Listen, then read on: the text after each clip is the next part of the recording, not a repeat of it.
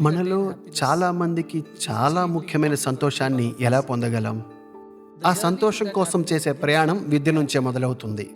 ఎందుకంటే విద్య ద్వారా మనం సంపాదించే జ్ఞానం మనల్ని సంతోషం వైపు తీసుకెళ్తుంది. ఈ శ్లోకం ఇదే చెబుతుంది. విద్య దదాతి వినయం. నీకు జ్ఞానం ఉంటే నువ్వు చాలా అణకువగా ఉంటావు. మన విద్యా వ్యవస్థ నేర్పించే మొదటి గుణం అది. ఎంత ఎక్కువ నీకు తెలిస్తే అంత అణకువగా ఉంటావు.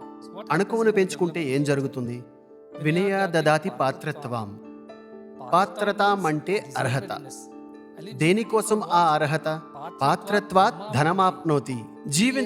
జీవించడానికి అవసరమైనంత సంపాదించగలం, సమాజానికి ఎంతో కొంత ఇవ్వగలం, విలువ పెంచగలం. అలాంటి అర్హత నువ్వు అణకువగా ఉన్నప్పుడే లభిస్తుంది. అంటే మీరు ధనం సంపాదించగలిగితే. ఇక్కడ ధనం అంటే కేవలం ప్రాపంచిక ధనం మాత్రమే కాదు. జ్ఞానం, పరపతి, అధికారం లేదా పదవి, ఇలా ఏదైనా కావచ్చు.